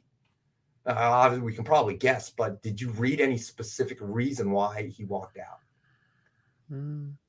JD, WB has him locked in a basement until the Flash is released. I wouldn't be surprised. That wouldn't be a bad plan. Jay Birds asked, "What do you mean, Jay? Let us know. Maybe you know something we didn't." It says scheduling. Yeah, I was going to say, it says, due to continued shifts in our production schedule, Bassam is no longer moving forward as director of Blade, but will remain as an executive producer on the film. No. I got what you meant, Jay. So no, I did not read both ends of it. So let us know. What's that other dude's name? Taika Waititi? He's probably looking at this right now like, ooh, so you've got an opening for Blade. So let me say, so Center 24. So the 10-year WB plan was cancel everything from DC. Yeah, right. But I want to go back to Preston. Preston has a very good question. Are the big Comic Cons worth going to, or are they too crowded? That's a good question. I've never been to a major one like New York Comic Con, anything like that. Sadly, I mean, wish John was here. He'd be able to give his insight because I guess used to go to them all the time. But yeah, I personally don't think it's worth it. And I only say that because the tickets are very expensive. And then on top of that, are you going to be buying anything? You're buying books, you're buying artwork. What are you doing? You want some photos or signatures, whatever you're doing. And if you're there for the entire weekend, it's going to be expensive. And on top of that, the hotel and the food, I don't want to say it's a low number, but realistically, you're probably looking at a few $1,000s to go at the bare minimum. And I would agree with that. I think to answer Preston's question, I think it depends on what it is that you're looking to do. I think that first of all, you got the cosplayers that'll be there and so on and so forth. In terms of cost or whatever, if it's in New York City, my first suggestion is don't stay in New York City. Okay. Stay in, New Jersey or somewhere else where you're going to get a hotel rate a little bit, a bit cheaper. But the problem is that you need to travel back into the city in order to I go was to gonna say, does that even make it worth it then? Because now you got to travel back to New York, back to Jersey. Well, now the upside is if you stay right outside of New York, there's like you can drive to Secaucus and catch a train in. Okay. So that's not too bad. And then catch a cab or Uber from Penn Station or Grand Central Station to the Javits Center. So let's see. Ed Weird says Motor City Comic Con is not worth it. It used to be, but now it's all celebrities, not comic related, and the prices for pictures and signatures are insane. I prefer the smaller, more humble cons. Yeah, I guess the local cons have not really changed that much, but yeah, the bigger cons like NYCC and certainly San Diego, it's become such a big event. They're trying to bring the A-listers in, and a lot of those are from the movies and so on and so forth. So it becomes crazy, the cost and everything else. Let me see. Where Rubenstein says he never been to a MegaCon until the MegaCon in Orlando 10 years ago. Walked 45 minutes to get to the line, to get in a line, and immediately left. Yeah, it's that's how it was at the Philly Fan Expo. It was really nice, but it was insanely crowded, like way too crowded. And that's just a Philly Fan Expo. There was all the lines for all the artists and writers or whatever. And then one of them is Donny Cates and Ryan Stegman. The line was literally wrapped. I can't describe how long this line was. And I thought to myself, you are all you're wasting because this is what you want to do, but you're spending the entire day just in this line waiting to get a signature. You're not going to have time to talk to them. Maybe you get a picture or something, but it's just, is that really how you want to spend your day? I mean, not particularly. So my take on that is, if you're going there for a purpose, you want to get your book signed, you want to actually meet somebody, you want to go to the panels, it's probably worth it. If you're going there to just buy books to maybe sell, if you're not with Whatnot now, it's probably not worth it either, because they, if you do a stream with Whatnot, it probably makes it worth your time getting their books for free. But if you're not a dealer, you're not going there for an actual purpose, and you're not from the actual city that it's being hosted in, it's going to be very, very pricey. And the lines are insane. Yeah. So Center 24, I'm going to answer your question, buddy. All right. So, and use the New York Comic Con as a perfect example. All right. So first of all, renting a car doesn't make a lot of sense because you're not going to drive it in New York City. All right. Because finding a place to park becomes impossible. And literally there are places in Midtown Manhattan that will charge you for parking $40 an hour. Okay. So that's crazy. So you would absolutely need to take public transportation. There are no cheap hotels, even in North Jersey, because they know what you're trying to do. So it is cheaper than a hotel in Manhattan, but I wouldn't consider anywhere near the cheap arena. Okay. Meaning that if you stayed in a hotel in Hoboken, you're probably spending $2.5 a night. Easy. Okay. And everything in New York, if you've never been there, is super expensive. That's ridiculous. So yeah, so it's really not something that isn't going to cost you a lot of money. And if you're going to be in New York City, how do you not eat out? You're in one of the most exciting cities in the world. I mean, I've had some of the best cuisine in New York City. All right, and the prices are pricier than elsewhere, but not so out of control, really. So I and then to spend all that money, not see New York City and wait in line, seems a little crazy to me, right? But that's a personal choice. It's really what kind of money you have and what it is that you're trying to say. If you've never been to a MegaCon, yeah, I would say go. It's an experience, that's for sure. But to keep going, I don't know. You'd have to be like a retired guy with lots of money like John. In order to do that. But again, that's a personal choice. For me, it would not be as a high cost, in a very literal sense, because what I could do from where I live is I can drive to a town called Hamilton, New Jersey. This is every meeting, every time I need to go to the city, this is how I do it. I drive there. I pay $7 all day to park my car.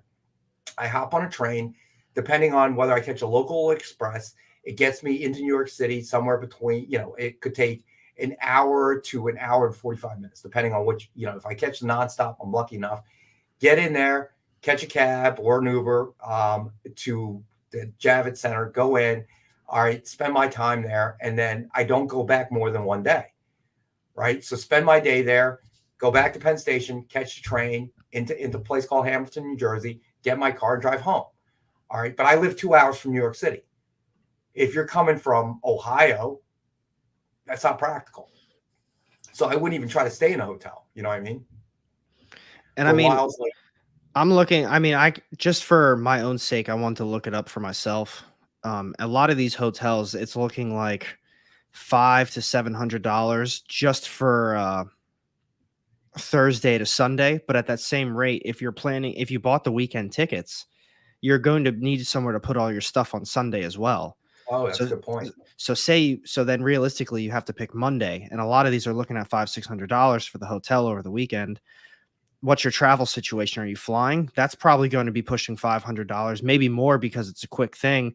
That's almost $1,000 just in room and a flight alone. Are you buying anything there? That's why I said at a bare minimum you're looking at a couple $1,000s.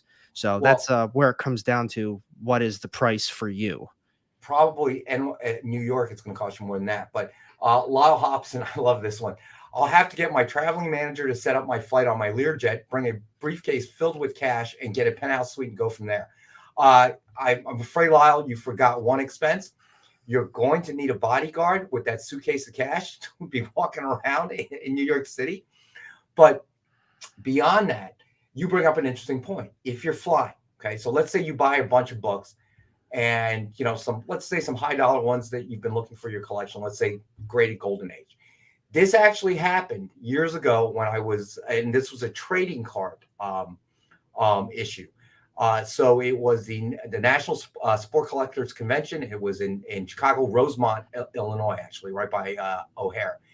And I'm on a flight with a guy. I'm coming home, and I'm on a flight with a guy who was a kind of a dealer, but he picked up a whole bunch of cards and he had a carry-on. And we're waiting in this long line, and we're on the jetway, and you know how they roll that, right? They have some sort of number, and the number cut off right. The guy was behind me and they cut off right where I was and told me that I can't bring my carry-on on. You have to check it. So I checked it because it's got nothing but clothes, and I'm headed home. So if they lose it, I'm not desperate for clothes. Right. And the guy, but I was complaining about it. It's like, every time this happens to me, I get on the flight and there's overhead bin space everywhere. Who the heck's doing the math here? So the guy behind me, I'm complaining. He goes, yeah, this is ridiculous. He goes, I got maybe $30,000 in cards in my carry-on. Okay. Dude did not get on the flight. Okay? You can't, what are you going to do? I wouldn't. You got $30,000 worth of trading cards in that carry-on, and they're forcibly making you check it in. All right. So I gave him a suggestion. I said, listen, go ahead and pay for the upgrade, the early boarding process, so you don't get cut off on your next flight. What could it cost you? You got $30K worth of cards in there, bro. If it's as much as you paid for the ticket, it's probably worth it. Yeah, seriously, right? Seriously, rent a car. But the problem is the dude, I think, was from like California. So I don't know how that would have worked out, because we were both catching, and that was the other thing that made him nervous. We both had to transfer. That's why we were on the same flight. I forget where we had to transfer. It was like made no physical sense on the map, but we were both transferring to a hub to get on our next flight. So felt bad for that dude. I really did. Oh, maybe it wasn't Chicago. It was Cleveland. That's why we both had to transfer, because that's not a major hub. If we were in Chicago, you probably could have found a direct flight. But those are all things you have to deal with, What's that? Those are all things you have to deal with. And imagine it's comics then. Say, I don't know, you probably won't buy a short box, but there are people who do. Like there's people in the Instagram community that I know well that I ended up meeting at the Dallas Fan Expo, I think like 2 years ago at this point. And they brought an extra suitcase to put comic books in, like an entire short box. And that's their, luggage that's getting sent back. Now, granted, a lot of them were dollar books and, cheaper stuff. that's still getting transferred. It's a big risk. That's a huge risk. So Preston says he'll never check a bag if I transfer in Denver. These days, I don't think any major airport it's a good idea. And it just happened to me over the summer when my daughter and I went to Gulf Shores, Alabama. So we had to transfer in Atlanta to a smaller flight. No problems from Philly to Atlanta. But then when we got to Atlanta, we were in whatever boarding priority number that was last. And I remember my daughter just was so embarrassed. It's like, Dad, stop. Okay, you're going to get us thrown off the flight. But I walked on the flight after they forcibly made me check my bag, and I'm looking, empty overhead bin space. And I kept pointing out, there's one. There's a whole bin that's empty. So why do I have to check my bag? All right, so Ed Weird, yeah. So you know what? I remember the days before 9/11. It was a different kind of travel. Flights weren't as full. I still carried around what was the garment bag, which was a horrible thing, just to keep your suits and stuff from getting wrinkled. I'd show up to the airport 45 minutes before the flight was supposed to take off, so just breeze through security.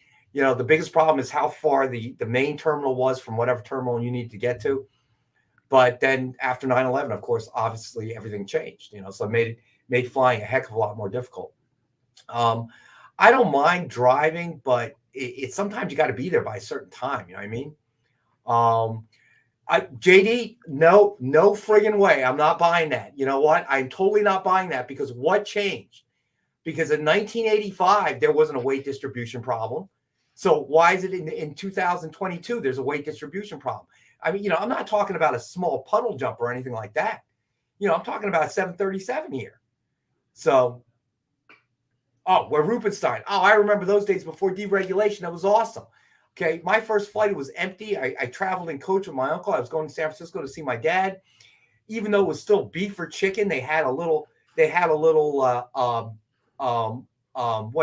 menu for you. Okay, JD, you're going to lose this one. Don't believe that crap either. Okay, because what's the difference if it's in the cargo bin as in the overhead bin?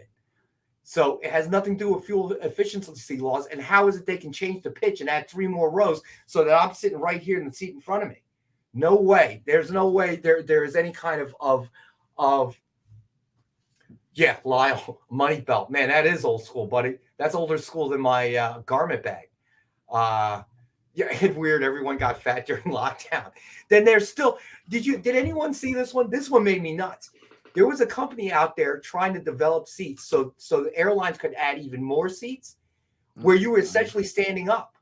It was like one of those rides at Six Flags or something. You were essentially, there was like a little bicycle seat and you weren't really sitting. And this way they figured out that they could squeeze in 5 more rows. You're right, Edward. I'm very passionate about this. Okay, they are highway robbers, the airlines, and I am very glad. Nothing else. This is totally bipartisan. I'm very glad what the government is doing, trying to hold these airlines accountable. Okay, there have been no rules and regulations. Your flight gets canceled. So what? Okay, sitting on the tarmac for hours upon hours. Okay, my first flight, I remember this was when TWA first existed. The pitch space in coach was so far that when I sat in my seat and they served the meal, I pull down my tray. I'd have to extend the tray all the way out and sit on the edge of my seat so I'd be over the food. Okay, think about how much pitch space we're talking about. Now they've added 4 more rows into that. Okay, my first international flight, when the pitch distance changed, I couldn't watch the little screen they had to watch movies. This is a trans-Pacific flight. This flight was 16 hours. I couldn't watch it because the distance was just at the distance, because I wear bifocals, that I could not say I flew TWA, Preston, Pan Am I flew, Northwest I flew, brother. Oh my gosh, I could keep naming them. It was right at that distance. I either had to lean forward and take my glasses off or lean back all the way and recline my seat in order to see the screen, because the distance where it was really at, it was too close to my face. Okay. If anybody was reclining their seat in front of me, I couldn't eat because as soon as I would try to like bend down, my head would hit the back of their seat. So honestly, trans-Pacific flights, we haven't been since the pandemic, but when I go visit my parents, I now book what's called premium economy. And what that is what the old first class seats were. So 2 seats on the one side, only 4 seats in the middle where they have 5 in coach. The extra pitch space, bigger TV screen, okay? Because the flight's 16 hours. That's it was ridiculous. crazy. It was really just it's like human torture. Lufthansa. Preston, I would agree with you. I fly to Asia, but Lufthansa for obviously Germany and other European destinations is a great choice. I will fly either China Airlines, which is a Taiwan-based company, or one I really like is Eva Air, which is the Hello Kitty airline. They actually have two entire jets that are completely. You've got the livery, what they paint on the outside of the jets. It's all Hello Kitty. Everything's Hello Kitty on the inside. The seats are pink. It's crazy, but I will not fly a domestic airline to Taiwan. All right, I will not fly a U.S. carrier to Taiwan. They stink. They are awful. So I will only fly the 2 Taiwanese airlines. Their service is better. The crew is more polite. Okay, it's just a way better experience. I obviously I can't do it here when I fly domestically, but they're every airline. I don't care how they're rated, they're the worst. Did you say eBay Air? No, I didn't. And weird, I said Eva Air, EVA. eBay's time's coming too, though. I can only imagine. Right. We'll all be standing at the terminal bidding on our seats. I never got to fly it, Marcus. I only see it at the airport. That particular one that they fly does not fly Trans-Pacific. It only flies to like other Asian countries. But people fight.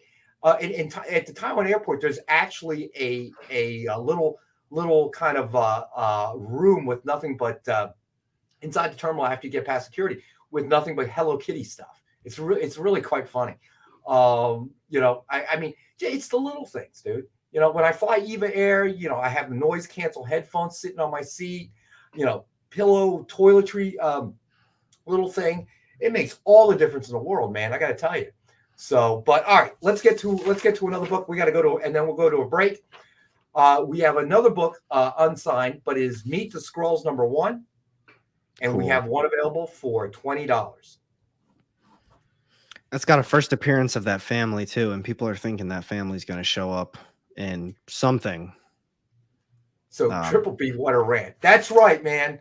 I'm that angry flyer. I am disgusted as what has happened to the airline industry. Yeah, I was going to say, legit, you are a very concerned flyer. You've got your opinions. Let me tell you. In my life, I've probably flown hundreds of thousands of miles in the air. Okay, for business, whatever. And then when my parents moved to Taiwan permanently, we used to go once a year, my daughter and I, to visit them. Okay.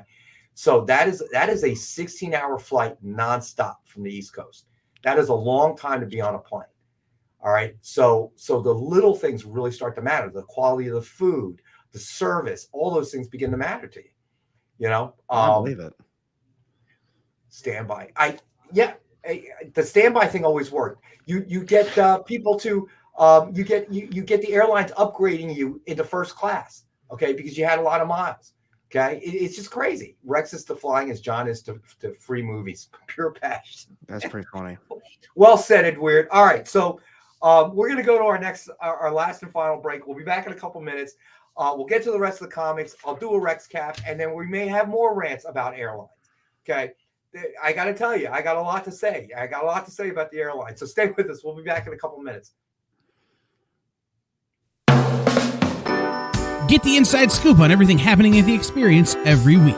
Join our mailing list by scanning the QR code at the bottom of the screen and then watching your email inbox.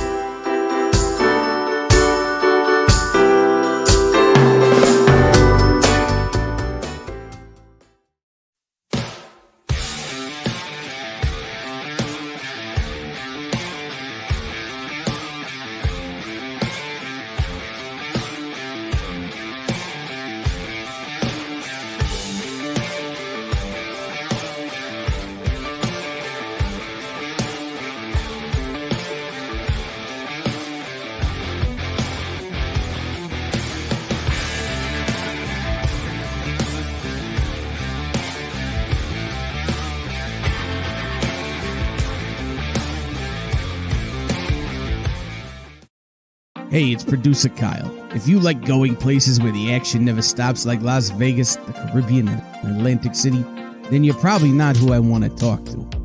But if you want to surround yourself with amazing comic books and comic book content made by a devoted group of smart and funny industry insiders, the Experience Members Club was made for you. You can join the Experience by becoming a supporting member of our YouTube channel. You get access to exclusive content that no one else gets, like members-only live streams, pre-sales, one-on-one Q&As with production staff, and other content that's exclusively for members. Plus, for a limited time, if you sign up now, you'll be entered into our giveaway of a slabbed comic book.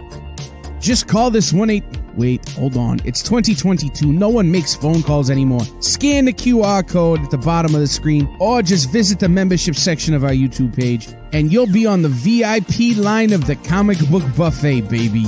Look at the size of those perks. Join today, and I'll be saying, who loves you, baby? Me. The answer is me. I'm Tony Fleece. We make the Image comic book Stray Dogs. You're watching The Experience.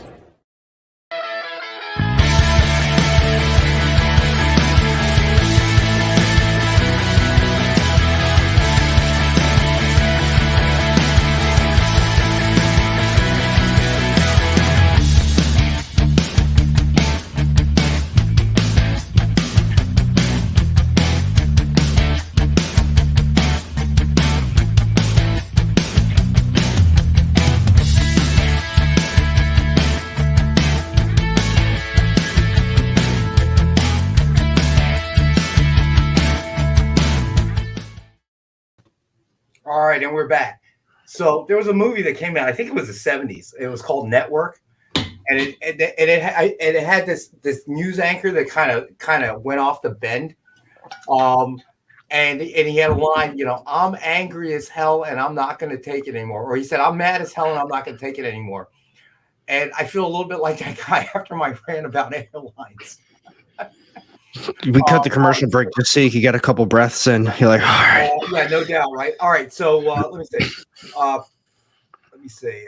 Stevie B says he watched Rob Zombie's Monster movie yesterday. Can't believe I made it all the way through. Oh, God. Keeping me away. I can only imagine how bad that was. One reviewer called it a demented Hallmark movie. All right, so I guess I won't be watching that one.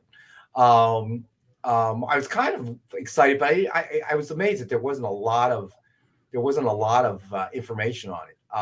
Yeah, weird. You got to add airlines to the end of that.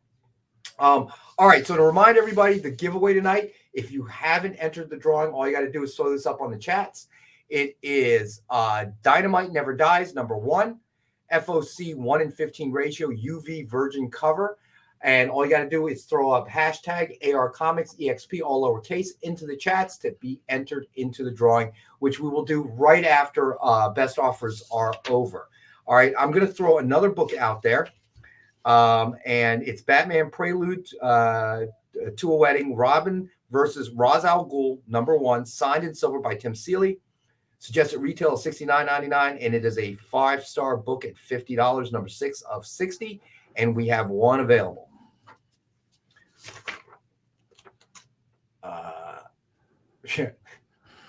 The Triple B at Preston, is her collar big?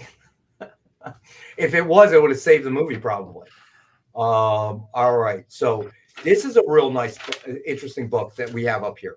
All right, so next book up is Red Sonja Special Edition #1, signed with Red Sonja cover sketch by Greg Hildebrandt.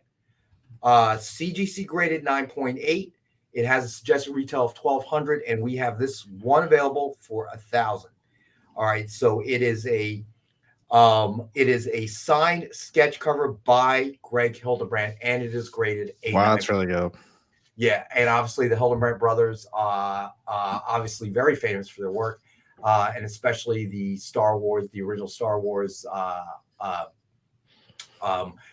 movie poster. The Hildebrandt brothers were obviously the artists on that, and that is probably one of the most iconic posters in Star Wars history. That's for sure.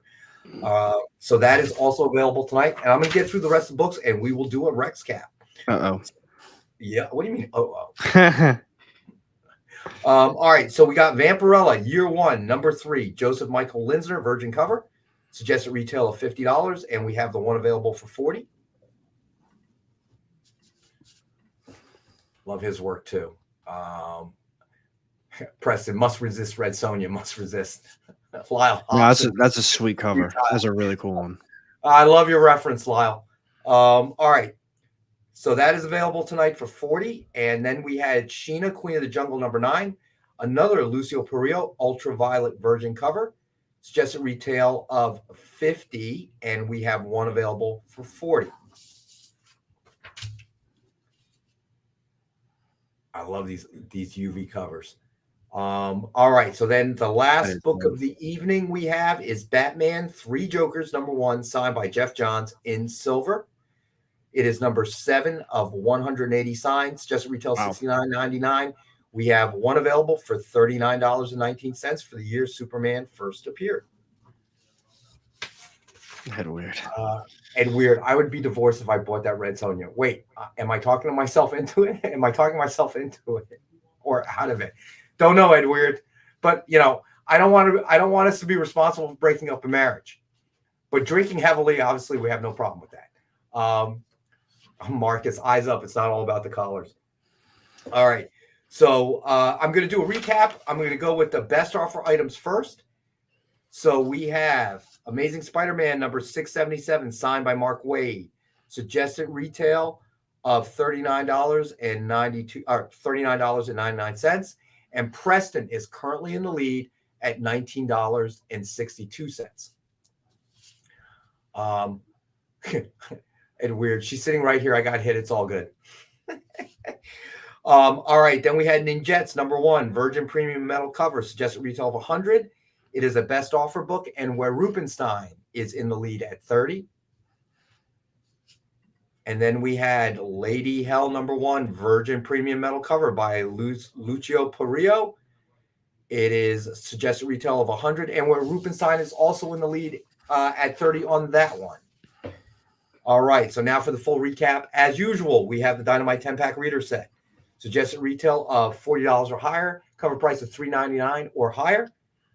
And as always, we have it for $5, 50 cents a comic. If it's the only thing that you order for the night and you would like to save on shipping, let me know in your submission form that you would like it shipped media mail. But that doesn't apply to international customers, unfortunately. That's not an option available to international customers. But that should probably bring the shipping to around $4 or $5 as opposed to normal $10. Then we did Death of Wolverine number 1, M&M Comics, signed by Terry and Rachel Dodson. Suggested retail of $69.99. And we have one at that retail price. It is number 2 out of 15, signed in red. Then, let's see. Sheldon, Lady Hell Metal, I'm assuming. All right. I'm assuming that's what you mean, Sheldon, so I'm going to put that down. Sheldon. Those metal covers are so cool, too. They are. All right. So then we had, then we did Dark Knight's Metal, number 1, comic sketch art, Virgin variant, signed by Scott Schneider and Greg Capullo. We have one available, signed in gold and red, suggested retail of $129.99, and we have one available for $82. Then we had Batman Prelude to a Wedding, Robin versus Ra's al Ghul, number 1, signed in silver by Tim Seeley, suggested retail of $69.99, and it is one of our 5-star $50 books, number 6 of 60 signed, and we have one available at that price. All right, then we had Thor's number 1, blank variant edition, Red Hulk cover, signed with cover sketch, the Red Hulk cover sketch by Joe Del Beato and Mariano Nicieza. Suggested retail of $149.99. We have the one available for $75.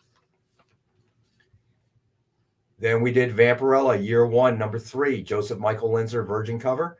Suggested retail $50. We have the one available for $40. Then we had Sheena, Queen of the Jungle, number 9, Lucio Perillo, ultraviolet virgin cover. Suggested retail of $50. We have one available for $40. Then we had Meet the Scrolls #1. And we have the one available for $20. Then we had Marvel Knights #1. Okay, so Preston is claiming the Vampy Year One. You got it, Preston? That one's out of here. Okay, gotcha, Preston. All right. Where did I leave off? Marvel Knights. Okay. Marvel Knights #1 we have for 15. Did we do Meet the Scrolls? Yes. Or did I not do? Okay. So then we had the Statue of the Night, Joseph Michael Linzer's Dawn statue, costume variant, the green edition. Suggested retail of $189.99. We have the one available for $149.99. Then we had Action Comics #1000, signed in silver by Dan Jurgens. Suggested retail of $69.99, and we have the one available for $38.19. And then we had behind you on the top shelf. I'm not sure, my friend. I'd actually have to pull it down and look. Most of the stuff you see in here, though, I may not be available for sale. And to be quite honest, the box may be empty. I'd have to check, but I will check for you, Edward, and I'll have an answer for you on Monday, buddy. So then we had Batman 3 Jokers #1, signed by Jeff Johns in silver. Suggested retail of $69.99, and we have that available for $38.19 as well.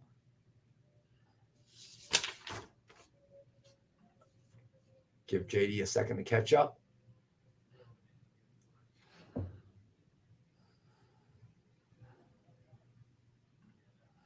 You don't have the 3 Jokers? I know you don't have the Action Comics. You don't have the 3 Jokers either? I thought you put that one up already, buddy. I might be wrong. Okay. I was going to say, I don't think he did, now that I think about it. All right, then we had Amazing Spider-Man #1, first printing gold signature series, dual signed by Humberto Ramos and Edgar Delgado. And we have one available for $196.20, and it is #7 of 9, signed in gold. And then finally, the one that we hope does not get Weird in trouble. Red Sonja Special Edition #1, signed with Red Sonja, cover sketch by Greg Hildebrandt, CGC graded 9.8. So CGC has have graded and authenticated not only the signature, but the sketch itself. Suggested retail of $1,200, and we've got the one for $1,000. And that is hand signed by Greg Hildebrandt, by the way. So that is everything, I think. All right. I think that's everything as well. I would agree, my friend. I would agree. All right. So, and I am working, believe it or not, on getting some more statues on the show. Hasn't happened yet, but we are working on it. And I want to remind everybody, obviously, that Mariana will return on Monday. Preston, I love that Red Sonja book. I also like eating this month. Eating's overrated, buddy. Okay, so just buy cheaper bourbon when we do our Monday show with John and the name dropping drinking game. I'm about to tune in and actually play that game with you guys one day. There you go. You should. I tune in and watch it, but I just keep thinking, I was like, man, I can send you the StreamYard link, and then we can see you drinking. How much fun would that be? Oh, and Alec is passed out. Alec will not be here for the second hour of the show. Hey, the man, Preston, the man wants the Red Sonja book. I'm just trying to find ways that he won't get killed by his wife. Weird says we need to do a John statue in a theater chair with a bucket of popcorn and a pop. Laughing out loud. I still remember that meme that JD posted. Well, someone sent it. I think it was either Preston or Dave Cerrone with John at the AMC or whatever, and it said they're going bankrupt. When they announced their bankruptcy. It was definitely Dave Cerrone. When he sent that, I literally thought that was real. I completely thought by some whatever that John had an interview or they talked to him about it and he got put on the front. I was pretty convinced. What's funny is, of course, because John will frequently take selfies at the movie theater or the bar that he goes to before the movie theater and send it to us, and it looks a lot alike. Actually, I think what Dave Cerrone did was he actually photoshopped one of those pictures that John puts out there and then put it against the background of the Cineworld one. That was pretty funny, though. I wouldn't be surprised if he is one of the top moviegoers in the country that has that, like one of those accounts or whatever they are, the movie passes. I wouldn't be surprised if he's one of the top people. I would. There it is. There it is. That was too funny. So I would venture to gamble. I would say he's within the top 5, top 3. He goes a lot. I mean, dude, who else can do that? I mean, he's got to be up there. Minimum top 5 is my opinion. There's no way the boy's not in the top 5. Okay, I'd love to see that list. I would because I'd love to see if he is 5. I like to see who the other 4 are. No, that's not real and weird. Hard to believe. No, that's not real. He's on the no IMAX list. That really would be interesting if they were ever to like give a ranking of some sort, or at least like stats to people who go. I wish there was a way to see who goes the most. I know. I don't know if I can put him top 5, but I know there because come on. You kidding? Easily top 5. I don't know. You gotta think how much country you go to the movies that much. That's not actually in the movie industry. And even they can't go that much, bro. There's probably other people that are out there just like him that are able to do this. And there's probably other people who take full advantage, like full advantage. Like they live next to it or something and they go multiple times, like every night. Frequently that you'd have to be retired. You'd have to be retired to beat John because there's no way he's going in the middle of the day, you know? Yeah, he does. And then he sees multiple movies in that same day. Yeah, there's no way. I mean, there's just nobody has that kind of time, you know? In the hours that they're open, there's no way that anybody could do it. There's got to be stats. There has to be. He has to. There's got to be a way for him to be able. I'm sure they have it, but the problem is you can't. You know, I wonder if they sent a letter to John after they announced bankruptcy. Bankruptcy court says we're going to have to rescind your membership. I feel like there's got to be something on the app that just says like you've seen X amount of movies this month. You know, like some sort of receipt. There has to be, right? I guess. Triple B's right. The movie is playing no matter what if anyone shows up. But they got to keep records of this. You know, they can't just you're a Regal VIP. We're not keeping track. They got to keep track. So Dale Keown was doing a live stream on YouTube about a month ago and passed out for about 2 hours with the camera on. Was it a drinking game? I hope he wasn't having an issue. I actually heard about that. There was a lot of mixed comments on it, so I don't really know which direction to take on it. I hope he wasn't having a health issue. That's all I hope. So I'm not going to joke about it because I didn't know that. But that's a little scary. If I pass out, there's always somebody around, so I hope they have the decency to switch the camera off. And we have a producer, so JD. If I pass JD's going to out, zoom in. He's going to zoom in. He might. Yeah, he might. Yeah. Yeah, so brother, I'm counting on you, Alec. If that happens, you've got to find a way to interrupt the signal. I draw a digital mustache on you. That sounds about right. That sounds honest. All right, so best offers are closed. So we're gonna go ahead and do the contest for Dynamite Never Dies. All right, so I think we got everybody in. All right, so.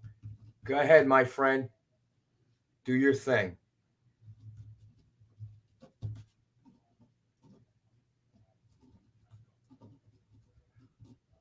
And we're Rubenstein. You are the winner, my friend. Sweet. All right. So cool.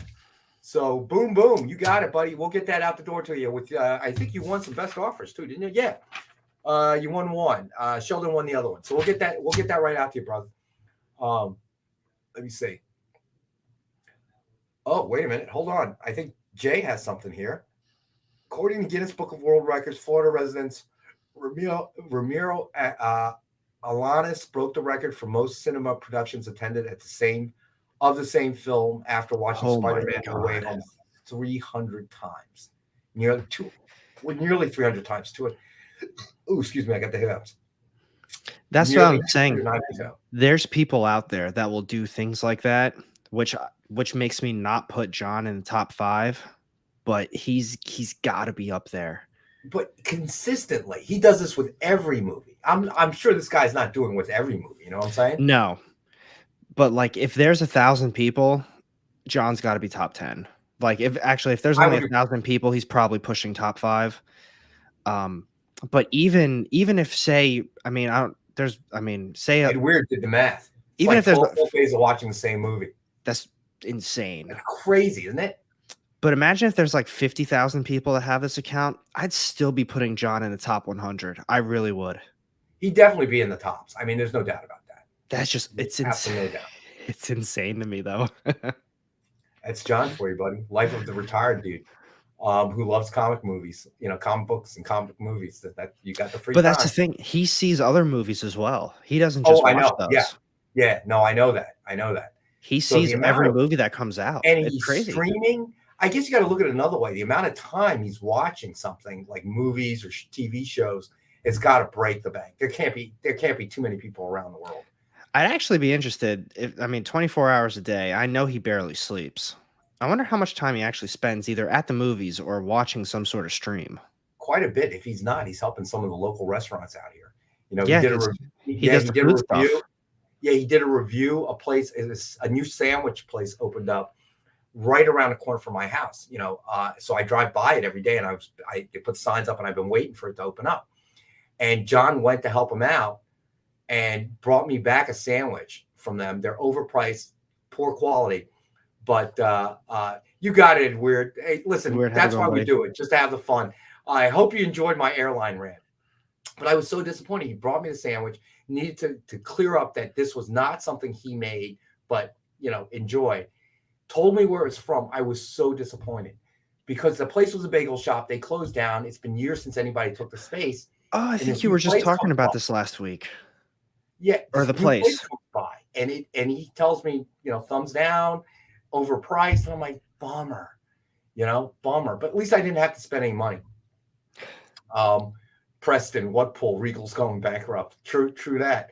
All right. So listen, thank you, everybody. As always, I love doing the show. Obviously we'll talk about anything. Alec, as always, thank you for joining us. I appreciate it. JD, thank you for having me. For pulling strings and pushing the buttons behind the Ed Weird. Pushing the buttons behind the scene.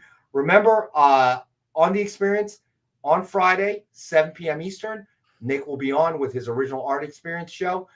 Great original art. And then join me with Robbie at noontime Eastern on Fridays on his channel, Pop Culture Philosophers, PCP.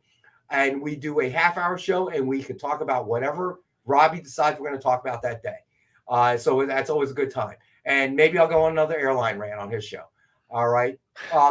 JD, before we sign out, if you could put up the website for the claims, the submission form, rather.